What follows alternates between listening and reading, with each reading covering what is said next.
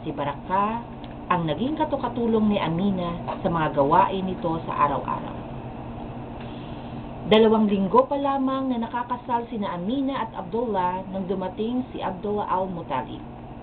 At kinausap ang anak nitong si Abdullah na makabubuting sumama ito sa caravan na magtutungo sa Syria.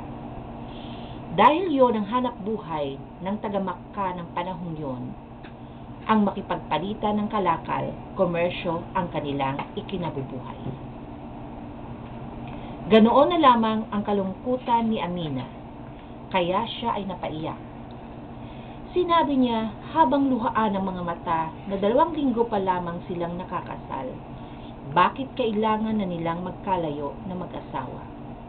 Subalit, walang nagawa si Abdullah kundi ang sumama sa trading caravan. Naiwan si Amina na masamang-masama ang loob. Habang papalayo na si Abdullah, sakay ng kamelyo nito, hinimatay si Amina. Kaya ganoon na lamang ang pag-alala ni Baraka sa magiging kalagayan ng kanyang mabait na among babae. Makaraan ng ilang araw, unti-unting iginupo si Amina ng karamdaman dahilan sa labis na kalungkutan at pangungulila sa kabiyak. Siya ay nanatiling walang kibo, ni hindi nagsasalita kahit mayroon siyang mga dumarating na panauhin. Ang tanging kinakausap niya kapag dumalaw ay ang kanyang biyanang, si Abdullah Muttalib. Ang matandang lalaki ay iginagalang sa Makkah dahil na rin sa kabutihang loob nito. Minsan isang umaga ay masayang tinawag ni Amina ang katulong na si Baraka at sinabing mayroon siyang magandang panaginip. Sabi niya, meron daw siyang nakitang liwanag na nagmumula sa kanyang sinapupunan. At ang liwanag ay umabot hanggang sa kabundukan ng Makkah. Naghinala tuloy si Amina na baka siya ay nagdadalang tao na. Nag-alala naman si Baraka sa kalagayan ng kanyang among babae kung totoo ngang ito ay buntis na.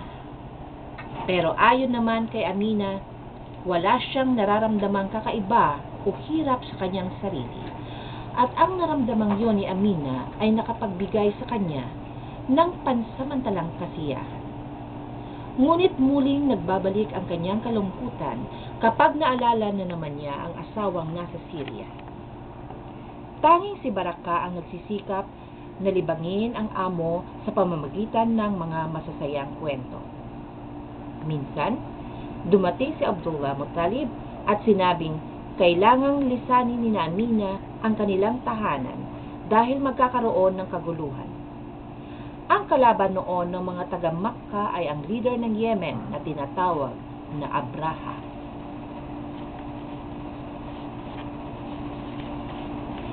Nagpaliwanag si Amina sa biyanan na magiging mahirap para sa kanya ang tumakas at magtago sa kabundukan.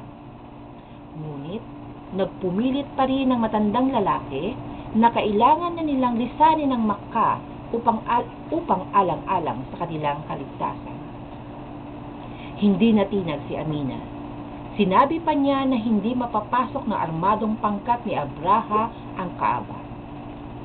Hindi ito mawawasak dahil ang Kaaba ay itatanggol ng dakilang Panginoon. Nakita ni Abdullah Muttalib ang katapangan sa mukha ng manugang sa kabila ng mahinang kalagayan nito. Buo ang paniniwala ni Amina na hindi malalapastangan ng Kaaba.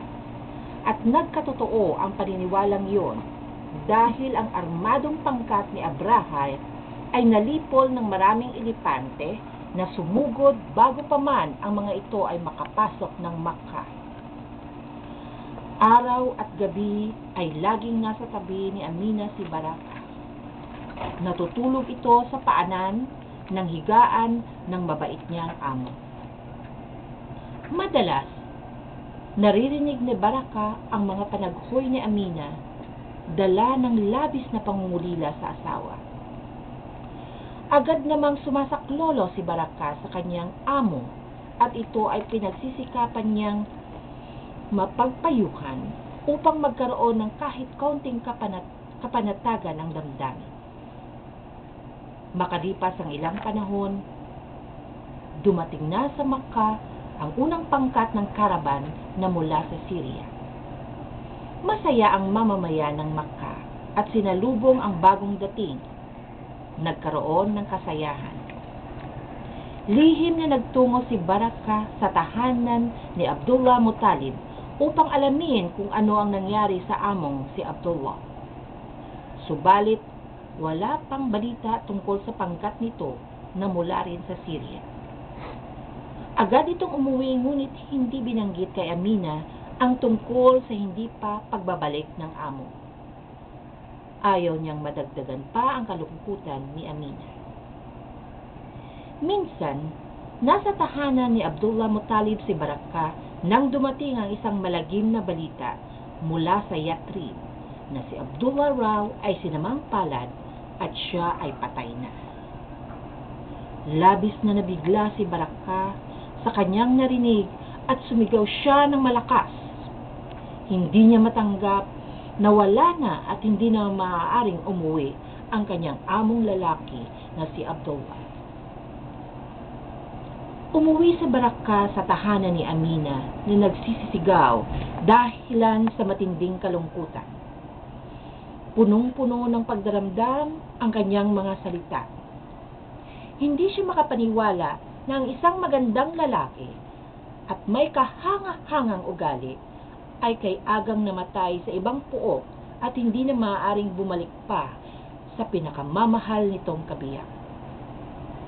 Ang kanyang among lalaki na itinuturing na karangalan ng mga Quraysh.